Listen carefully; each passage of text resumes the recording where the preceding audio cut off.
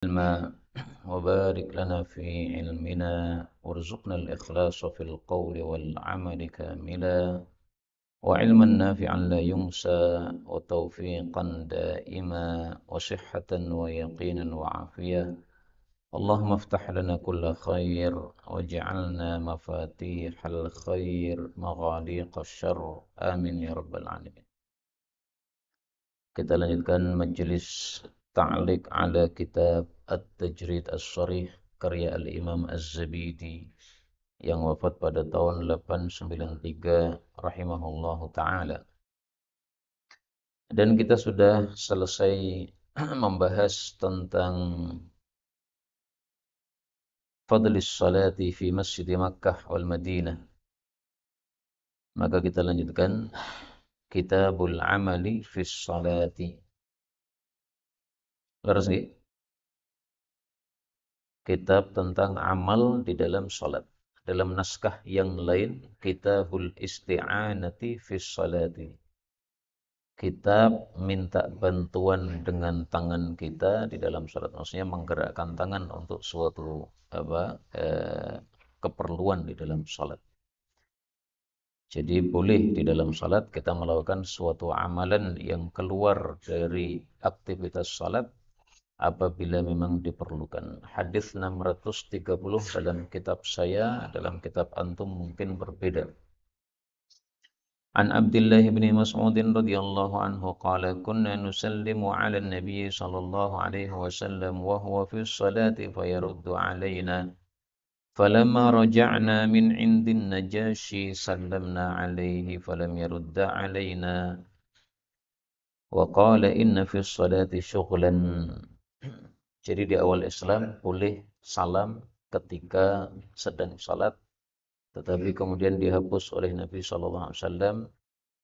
Tidak boleh lagi bicara di dalam salat karena di dalam salat ada kesibukan.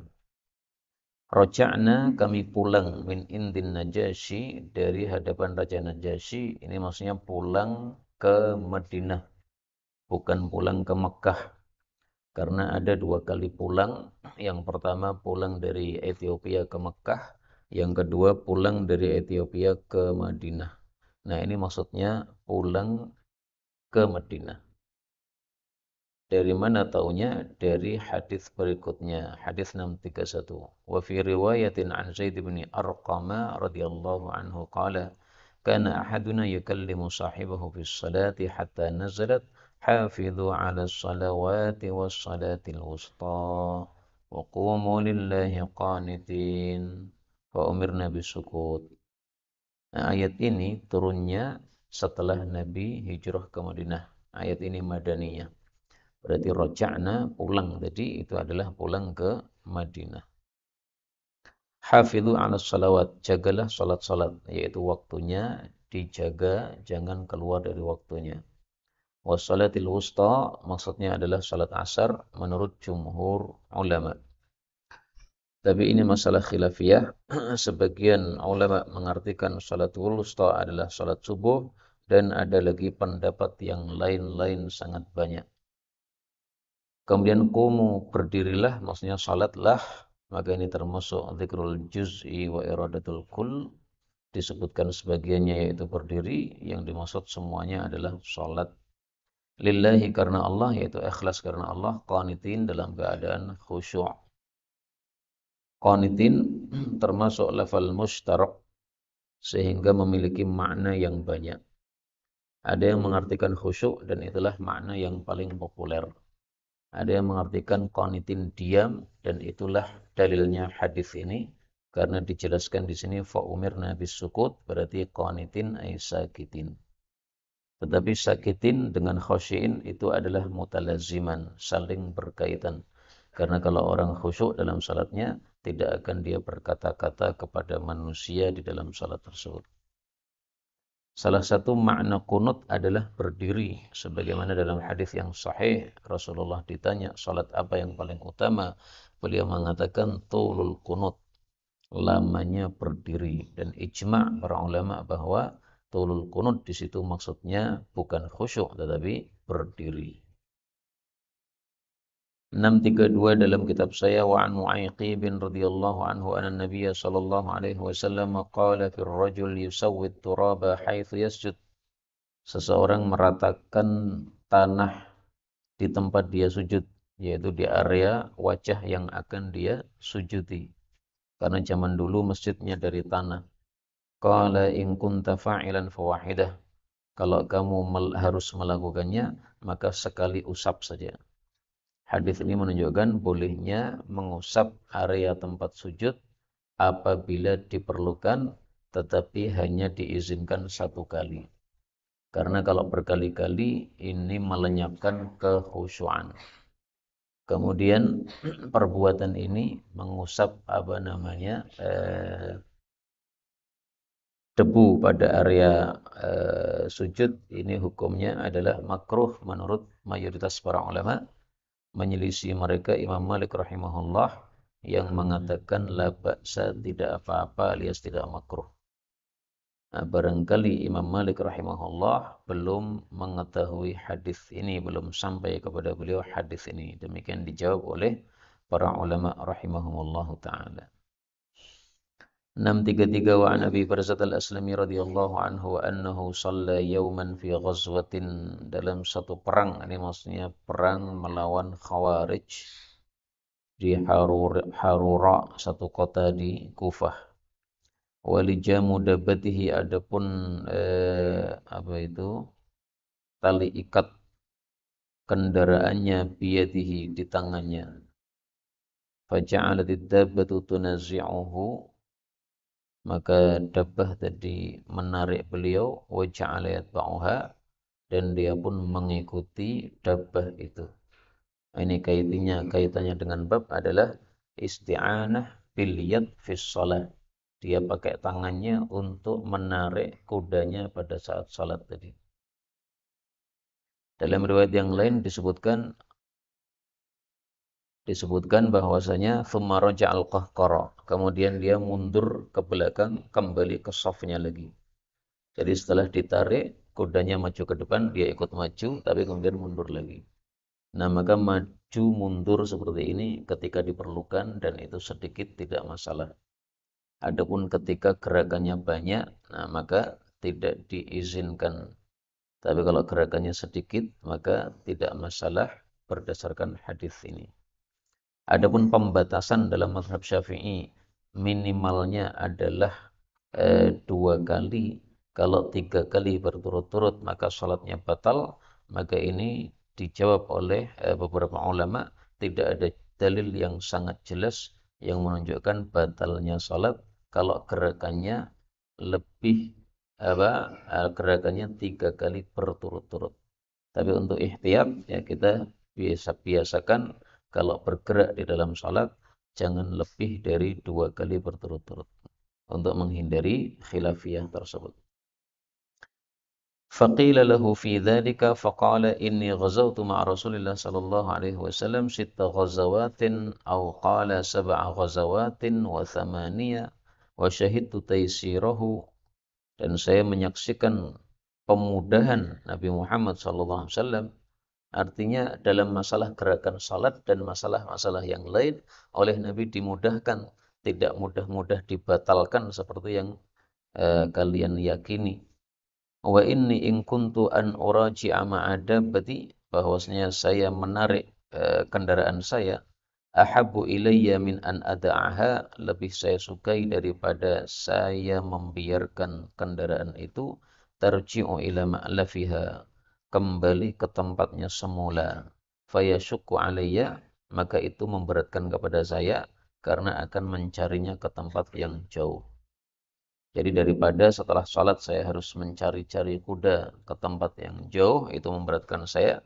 Lebih baik tali kudanya saya pegang, meskipun dia kadang maju, kemudian saya ikut tertarik, tapi kemudian bisa mundur lagi. Maka termasuk menggendong anak tidak ada masalah ketika memang diperlukan. Anak ikut ke masjid padahal kita tidak menghendakinya, ketot nih ke masjid, kemudian kita gendong supaya tidak mengganggu jamaah, dinaikkan lagi, digendong, kemudian diturunkan lagi, kemudian dinaikkan lagi, nggak ada masalah seperti ini. Dan para ulama mengatakan lafu imamah ahwanu min hamli umamah. Melipat sorban atau membenarkan sorban yang lepas itu lebih ringan daripada menggendong umamah, yaitu Nabi pernah menggendong umamah di dalam salat jamaah. Sehingga kalau sorbannya lepas diperbaiki lagi nggak apa-apa, peci lepas diperbaiki lagi nggak ada masalah di dalam salat. 634.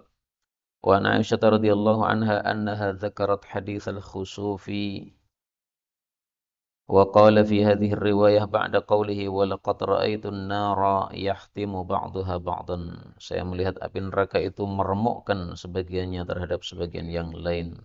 Jadi saling tabrak menabrak antara api dengan api. Wa ra'aitu fiha Amr bin Luhai, dan saya melihat di dalam api neraka Amr bin Luhai, ini tokoh jahiliyah. Wa huwa alladhi sayyabas sawaib. Dalam riwayat yang lain, Amr bin Luhai bin Qam'ah, akho Bani Ka'ab. Jadi dari Bani Ka'ab dia. Wa huwa alladhi sayyabas sawaib, dan dialah yang sayyabas sawaib, menyunahkan adanya saibah yang disebutkan dalam Al-Quran. Ma ja'alallahu min bahiratin wala saibatin wala wasilatin wala ham.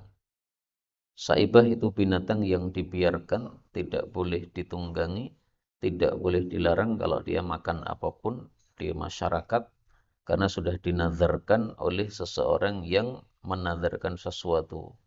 Misalnya kalau saya sembuh maka hewan ini menjadi saibah. Nah kemudian dia sembuh betul maka hewannya menjadi saibah. Dan ini mirip dengan kondisi yang ada di Jawa. Ada kebo Selamat, Mbah Selamat, Kiai Selamat. Nah itu katanya dibiarkan makan apapun. Bahkan yang memiliki sayur mayur dimakan olehnya merasa mendapatkan berkah. Ini mirip dengan sawaib atau saibah yang ada di masa jahiliyah. Berikutnya 635, wa an Jabir bin Abdullah radhiyallahu anhu qala ba'athani Rasulullah sallallahu alaihi wasallam fi hajatin lahu. Ini pada perang Bani Mustalik. Fantalaqtu thumma raja'tu wa qad qadaytuha fa ataitu an-nabiy sallallahu alaihi wasallam fa sallamtu alaihi falam yarudda alayya. Maksudnya Nabi tidak menjawab salamnya dengan ucapan, tetapi menjawabnya dengan gerakan tangan. Maka di sini dimasukkan dalam bab al-amal fi shalah, karena waktu itu Nabi menggerakkan tangannya untuk menjawab salamnya. Tapi hadis ini ringkasan, tidak disebutkan padanya bahwa Nabi menggerakkan tangannya dalam rangka menjawab salamnya. Dan seperti ini biasa ya, diringkas hadisnya karena sudah mafhum dari hadis yang lain. Fawaqa'a fi qalbi mallahu a'lamu bihi. Maksudnya sedih.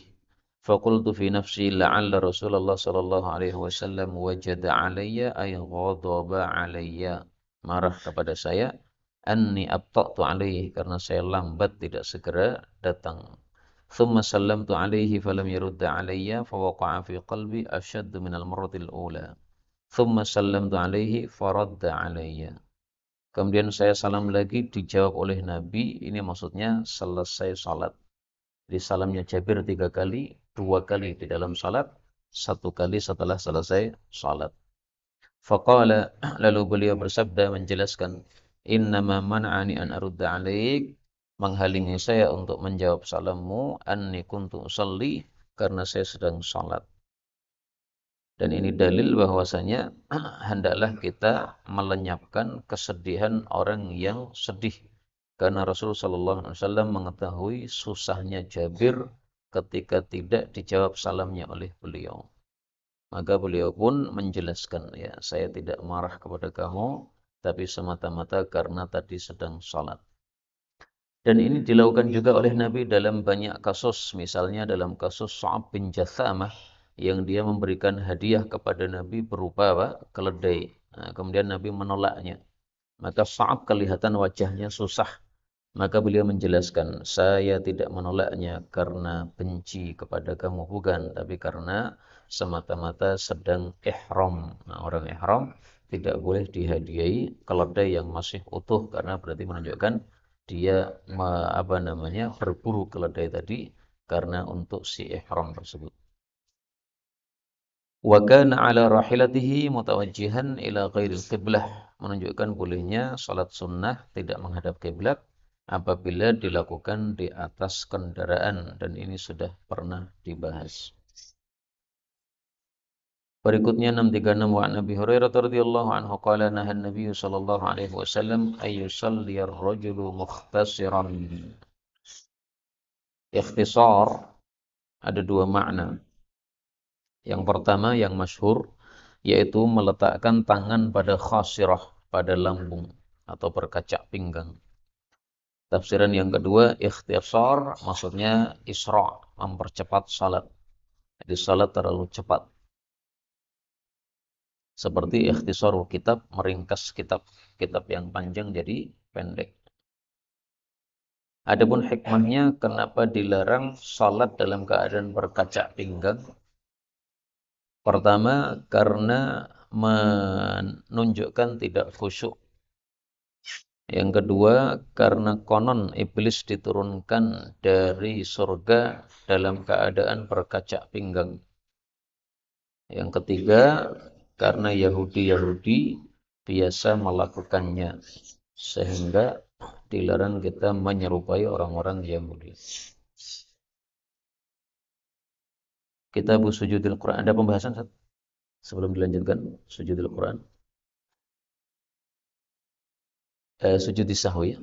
Kitab Sujud sahwi 637 wa Abdullah bin Mas'ud radhiyallahu anhu anna Rasulullah sallallahu alaihi wasallam shalla dhuhra khamsan faqila lahu azida fi shalah faqala wa ma dhaka qala sallaita khamsan fasajada sajdataini ba'dama sallama. Hadis ini menunjukkan sujud sahwi dilakukan ketika ada penambahan di dalam salat karena lupa. Sebab sujud sahwi ada 3, 1 penambahan, 2 pengurangan, 3 keraguan-raguan. Hadis ini menunjukkan bahwa sujud sahwi dilakukan ba'dama salam, setelah salam. Hadis yang lain mengatakan sebelum salam. Makanya para ulama berselisih pendapat. Mazhab Hanafi memakai hadis ini setelah salam.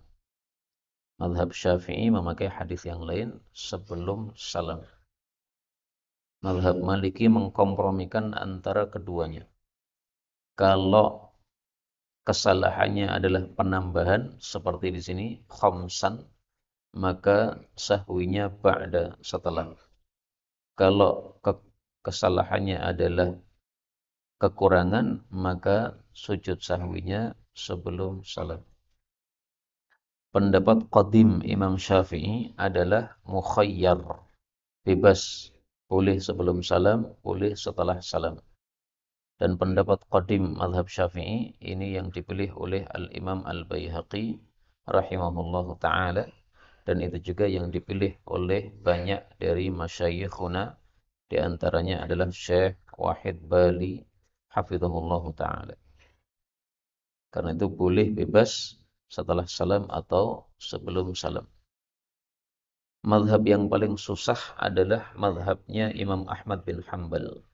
Beliau mengatakan, yu'malu kullu hadithin ala wajhihi. Setiap hadis tentang sujud sahwi diterapkan sesuai kasus yang terjadi. Jadi kita harus hafal semua hadis tentang sujud sahwi yang dilakukan oleh Rasulullah sallallahu alaihi wasallam. Dalam hadis ini kan menambah menjadi 5 kan. Nah, berarti kalau nambah menjadi 5 berarti ba'da masallama. Nanti hadis berikutnya harus dihafal, hadis berikutnya harus dihafal semuanya. Ini teorinya Imam Ahmad bin Hanbal, menerapkan hadis sesuai kasusnya masing-masing. Dan ini susah bagi rata-rata kaum muslimin karena susah untuk menghafal semua hadis-hadis tentang sujud sahwi ini. Nah,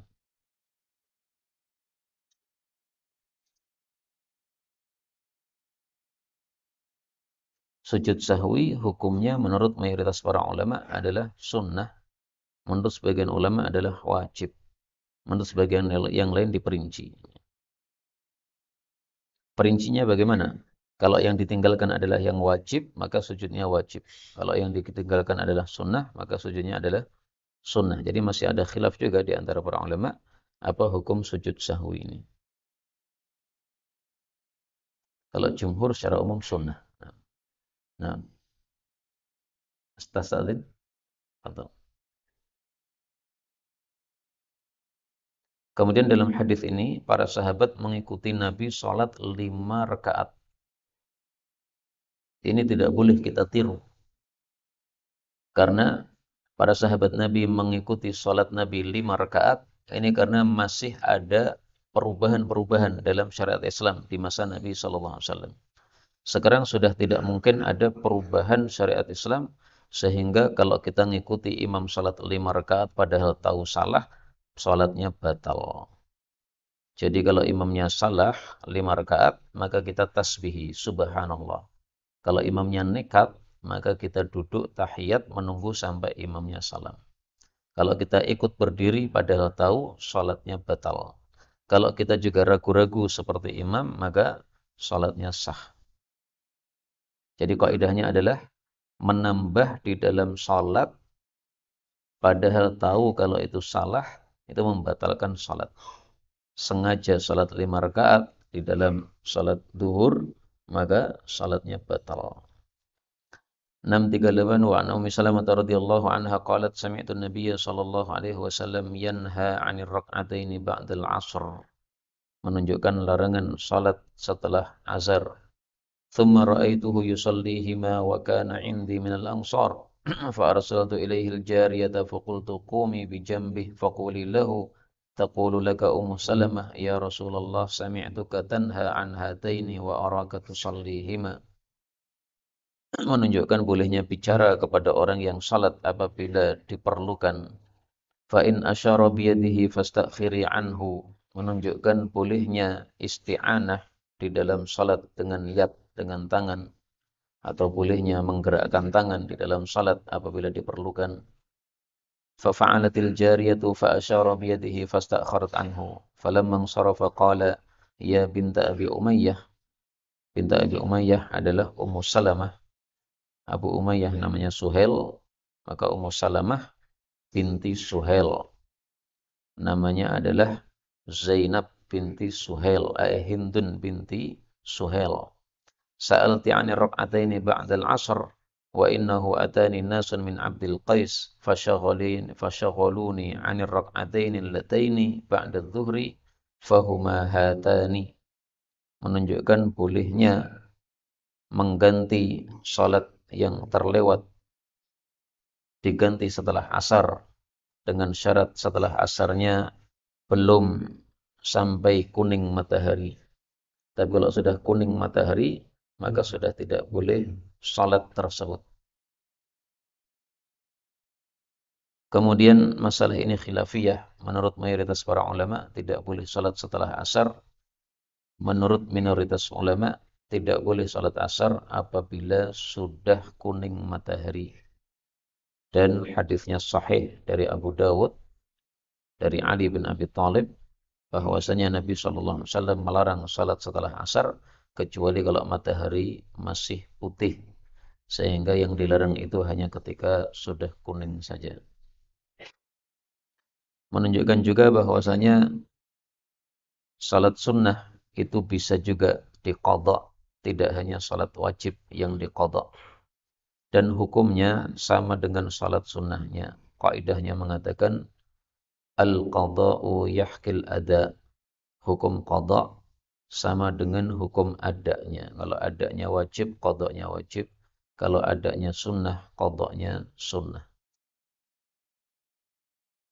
Dan hadis ini dikomentari oleh pensyarah kitab ini, bahwa sebaiknya hadis ini dimasukkan dalam kitab sebelumnya, yaitu Kitabul Amal fis Shalah, tidak dimasukkan dalam Kitabus Sahwi, karena tidak ada kaitannya dengan sahwi sama sekali. Sebelum kita berjanais, barangkali ada pembahasan.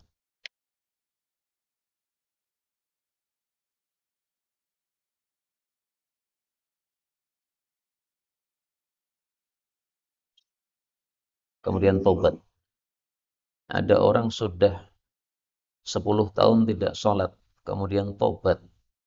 Apakah dia wajib mengganti sholatnya selama 10 tahun tadi? Menurut mayoritas para ulama, wajib. menurut mazhab Hambali, dia wajib bertaubat kepada Allah Subhanahu wa taala. Bagaimana cara menggantinya padahal salatnya 10 tahun ditinggalkan? Menurut mazhab Syafi'i, dilakukan salat bertubi-tubi supaya segera selesai kewajiban salat 10 tahun itu. Jadi pekerjaannya sehari-hari 24 jam salat, istirahat tidur, istirahat mandi. Kalau perlu kerja ya kerja, kalau nggak perlu ya nggak usah kerja. Sudah ada penghasilan maka nggak usah kerja, sholat terus sampai utang 10 tahun lunas. Menurut mazhab yang lain, dan ini lebih ringan, dilakukan setiap sholat 2 kali sampai 10 tahun. Subuh 2 kali, zuhur 2 kali, asar 2 kali, maghrib 2 kali, isya 2 kali, sampai 10 tahun berarti sudah lunas utangnya. Tapi ini kadang-kadang susah. Karena mungkin orang belum sampai 10 tahun sudah wafat, berarti meninggalkan utang. Madhab yang paling gampang yang tadi, yaitu tobat kepada Allah Subhanahu wa taala, kemudian perbaiki amalnya, memperbanyak salat sunnah, dan tidak mengulangi lagi perbuatan tersebut. Dan itu tampaknya yang dipilih oleh Syekh Nasr Mudzakkir, yaitu tidak mengulangi. Kenapa?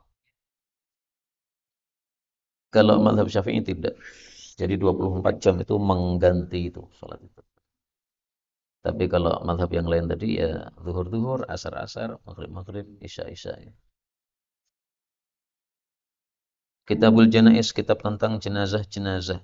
Jenazah atau janazah, kasrah atau fathah boleh.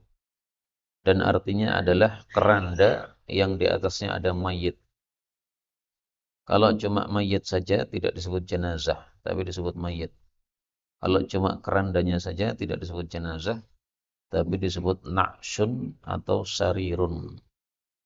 639 dalam kitab saya.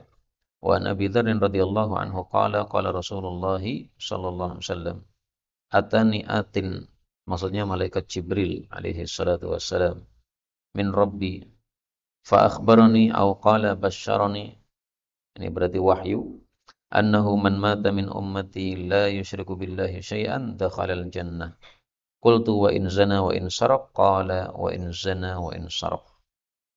Hadis menunjukkan bahwa dosa-dosa selain syirik masih bisa diampuni oleh Allah, sehingga masih ada kesempatan untuk masuk surga.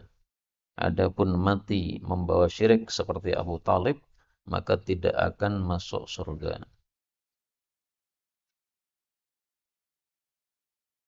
Adapun hadis yang mengatakan bahwasanya Abu Talib itu sebelum mati dia mengucapkan la ilaha illallah.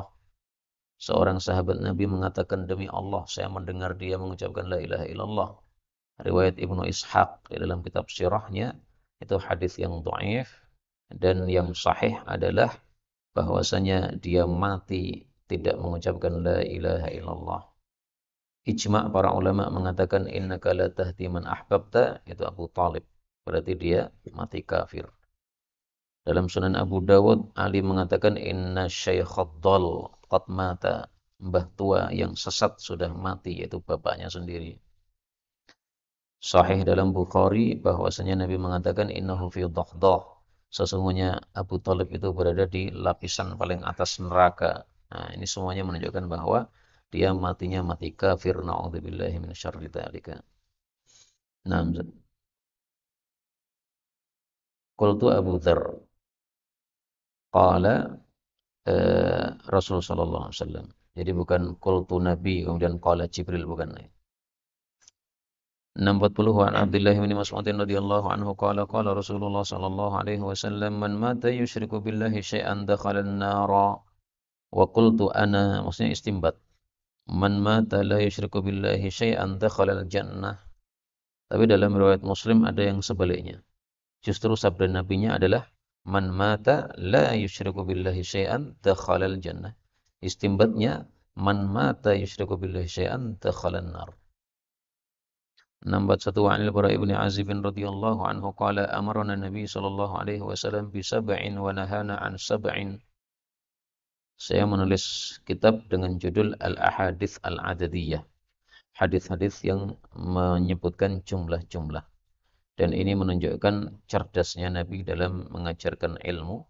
Sehingga kalau agak banyak itu beliau sebutkan jumlahnya dulu. Supaya orang perhatian sehingga menghitung. Nah, maka mari kita hitung.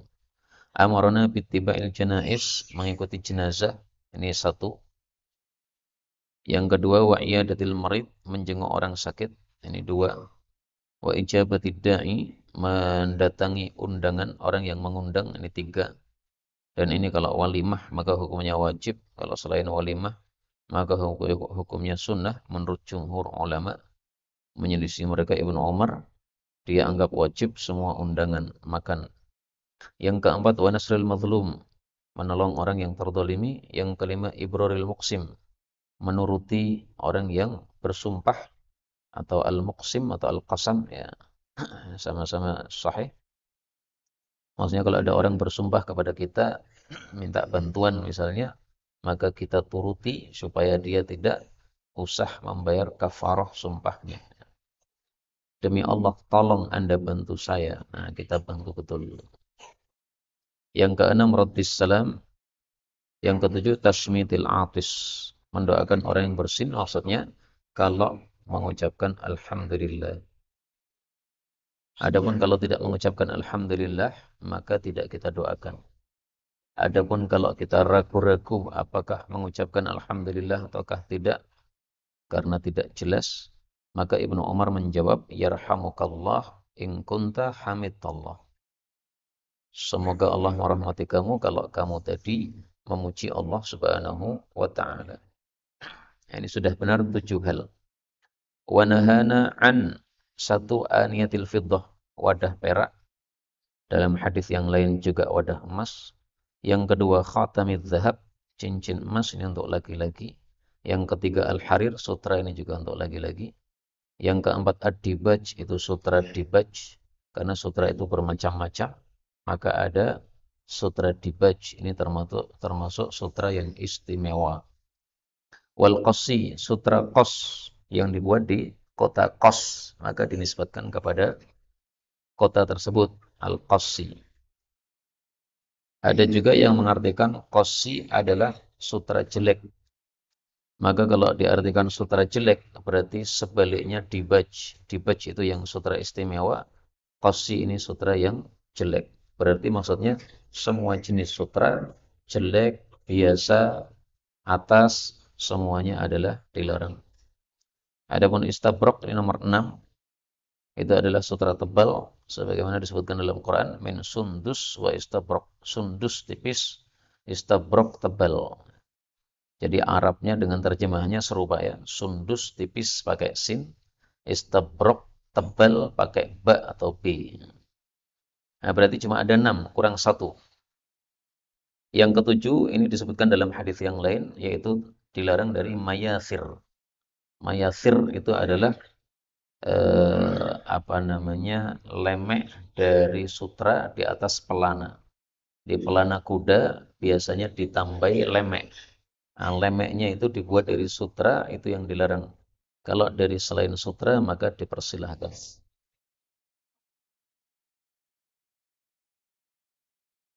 Hadis nomor 2 dalam kitab saya, wa an Ummil Ala radhiyallahu anha, imra'atin minal ansar bai'atin Nabiy sallallahu alaihi wasallam, qalat annahu tusimal muhajiruna qur'atan. Orang-orang muhajirin dibagi dengan undian.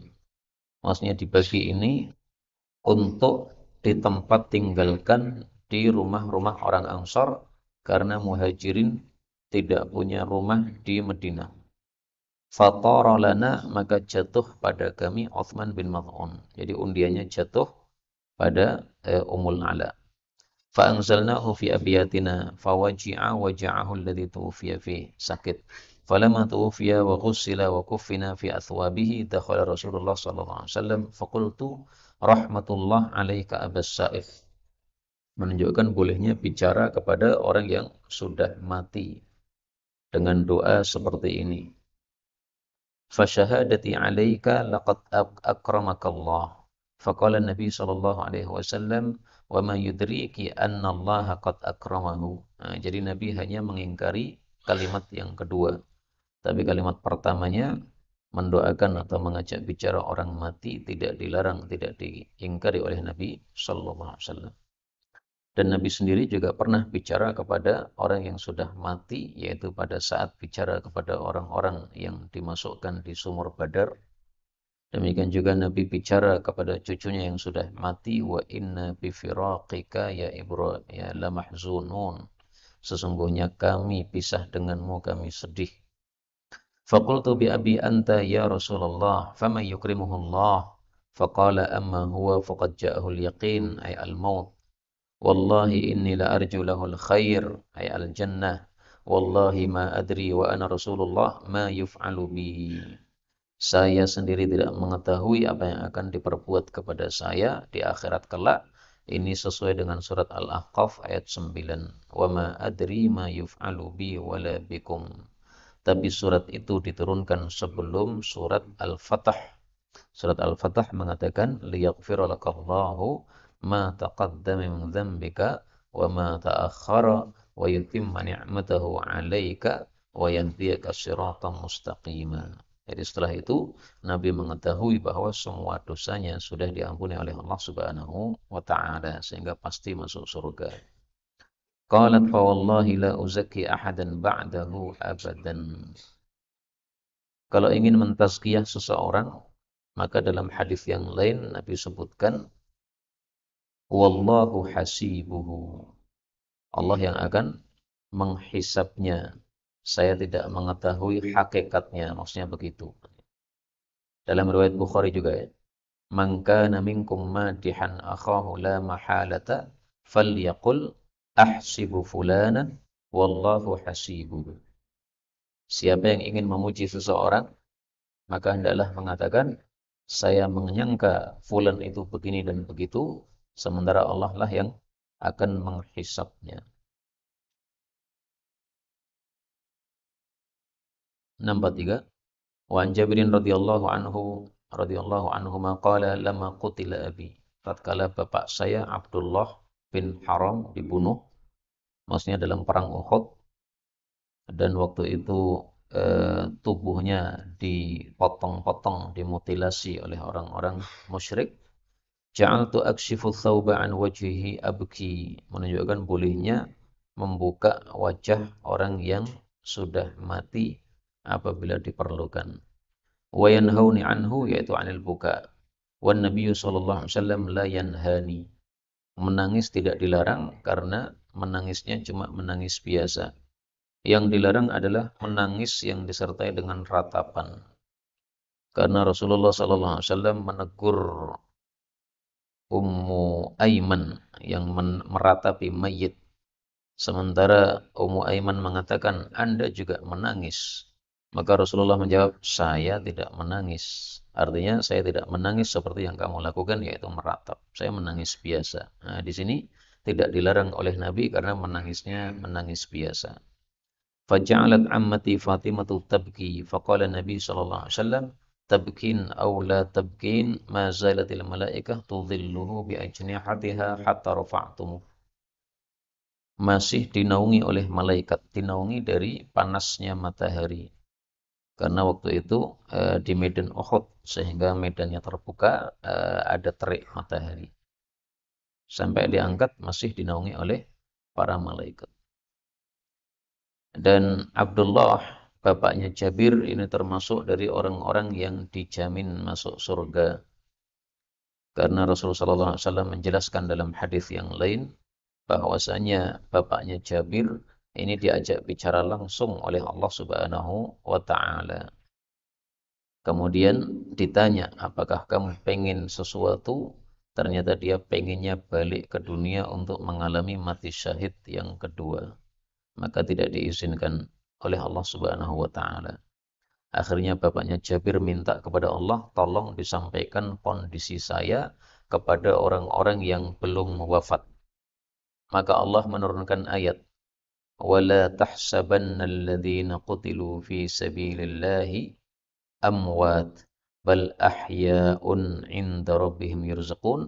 Ini ayat turun gara-gara bapaknya Jabir bin Abdullah ini. ولا تقولوا لمن يقتل في سبيل الله أموات ولا تحسبن الذين قتلوا في سبيل الله أمواتا.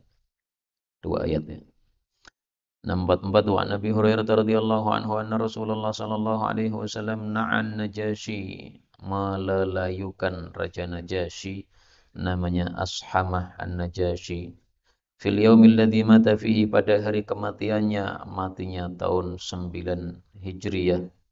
Jadi di akhir-akhir hayat Nabi sallallahu alaihi wasallam, dan dia belum pernah ketemu dengan Nabi, sehingga Najasyi ini bukan sahabat, tapi dia masuknya mukhadram. Mukhadram adalah orang yang sudah iman di masa Nabi tadi, tapi tidak pernah ketemu dengan Nabi sallallahu alaihi wasallam. Dan mukhadram itu termasuk tabi'i, tapi tabi'i yang istimewa karena dia sudah Islam sejak di masa Nabi sallallahu alaihi wasallam. Antara lain Najasyi, antara lain Abu Muslim Al-Khawlani, antara lain Uwais Al-Qarni, ini semuanya para mukhadram. Kharaja ilal musalla, beliau keluar ke tempat lapang, disebutkan oleh Suhaili ini di Al-Gharq, di Baqi'il Gharqad, di dekat pekuburan Baqi'il Gharqad. Maka ini menunjukkan salat jenazah di luar masjid. Fasaffa bihim wa kabbaru arba'an. Dan salat jenazah di luar masjid ini termasuk sunnah mahjurah. Maka hadis ini bisa dikumpulkan dalam satu kitab Al-Arba'in fis Sunnatil Mahjurah. 40 hadis tentang sunnah-sunnah yang telah ditinggalkan. Ini siapa yang disuruh nulis? Yang disuruh nulis Arba'in Sunnah Mahjurah siapa ini? Atau siapa yang mau nulis? Ini siapa nih? Jadi supaya antum semuanya ahli menulis. Guru saya Syekh Mustafa Ali Yaqub mengatakan wala tamutunna illa wa antum katibun.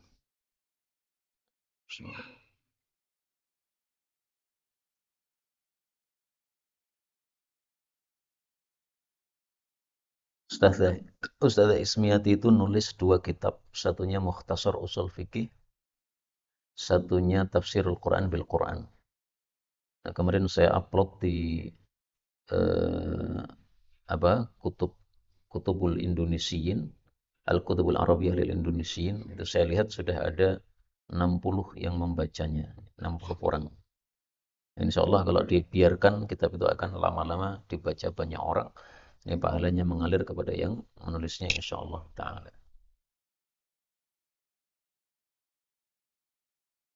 Jarang perempuan menulis. Sehingga kalau ada perempuan menulis, itu yang minat membaca lebih banyak. Jadi kalau tulisannya Ummu, nah itu sudah pada tertarik. Tulisannya siapa nih dibaca. Nah, kalau Abu, nah, udah biasa. Jarang orang tertarik.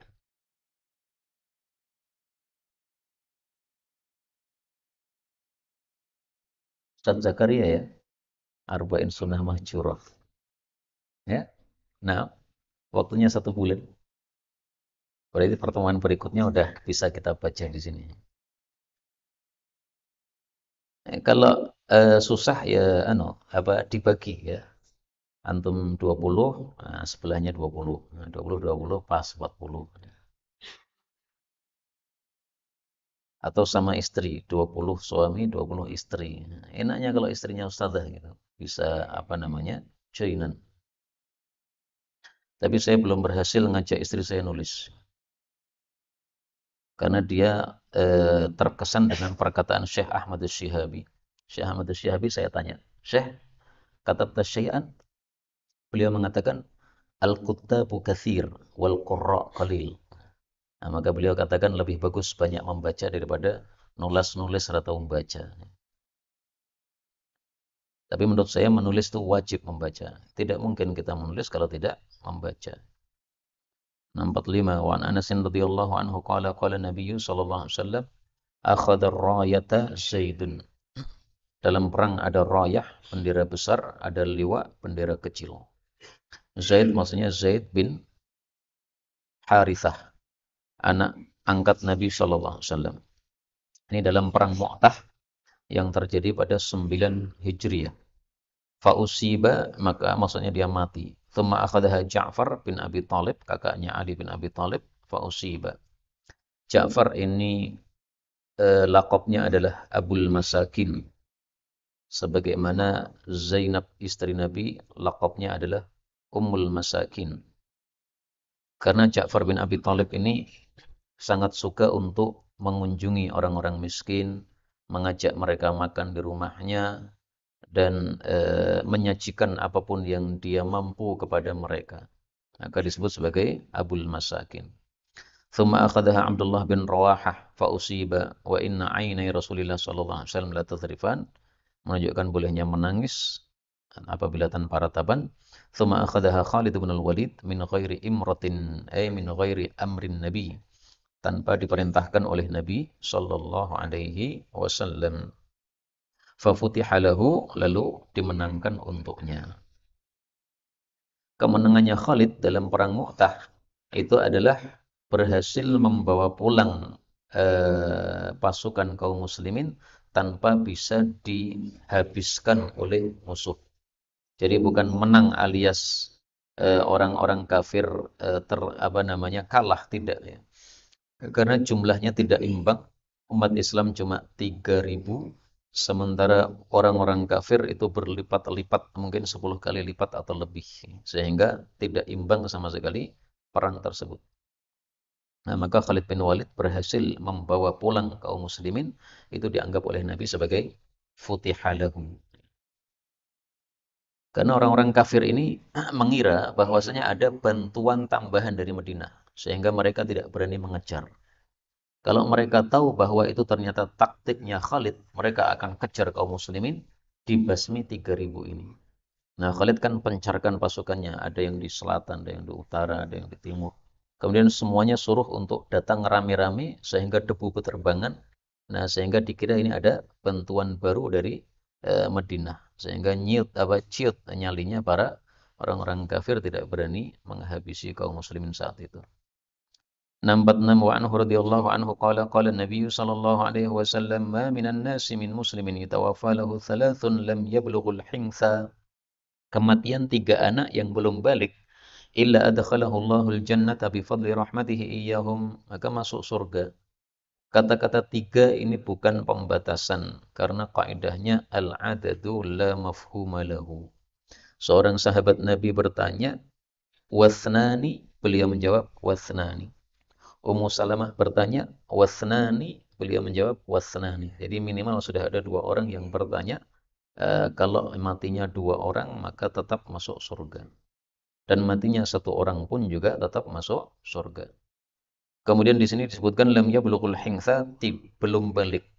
Kalau anaknya sudah balik, maka menurut para ulama bitoriqil aula, itu lebih pantas untuk masuk surga. Karena susahnya hati orang tua kematian anak yang sudah balik, ini lebih dahsyat daripada yang belum balik. Yang belum balik itu jadi tanggungan orang tua. Tapi yang sudah balik ini bisa membantu orang tua. Apalagi kalau anaknya seorang yang najib, seorang yang banyak manfaatnya kepada bapaknya, sehingga bapaknya sangat kehilangan ketika anaknya mati. Nah, ini sangat lebih pantas untuk mendapatkan fadilah ini daripada orang yang kematian anaknya yang masih bayi, yang masih belum memberikan manfaat kepada orang tuanya. Seperti Syekhuna Ustaz Mudzakir hafizahullah, ketika kematian putranya Ustaz Ali Faqihuddin, itu sangat sedihnya bukan main. Karena tampaknya yang paling najib dari kalangan putra-putra beliau ya Ustaz Ali, yang bisa membantu aktivitasnya Ustaz Mudzakir dalam mengelola pesantrennya. Tapi justru diambil oleh Allah yang paling membantu beliau dalam pesantrennya. Ini saya yakin termasuk dalam hadis ini, illa adkhalahu Allahul jannah bi fadli rahmatihi iyyahum. Dan menurut saya wallahu alam bisawab, sengaja Allah ambil Ustaz Ali Faqihuddin bukan yang lainnya, supaya ta'alluq hatinya Ustaz Mudzakir kepada Allah itu lebih kuat. Jadi tidak ada ta'alluq kepada makhluk selain Allah Subhanahu wa taala. Ini bahasa ulama sufi bahwasanya Allah itu yaghar, Allah itu cemburu ketika hatinya seorang walinya terikat kepada selain Allah Subhanahu wa taala, sehingga yang berkaitan dengan itu dihilangkan oleh Allah supaya fokus hatinya kepada Allah Subhanahu wa taala. Wallahu alam bissawab. Hadis berikutnya ini panjang, maka kita cukupkan sampai di sini. Wallahu alam bissawab. Walhamdulillahirabbil alamin. Monggo.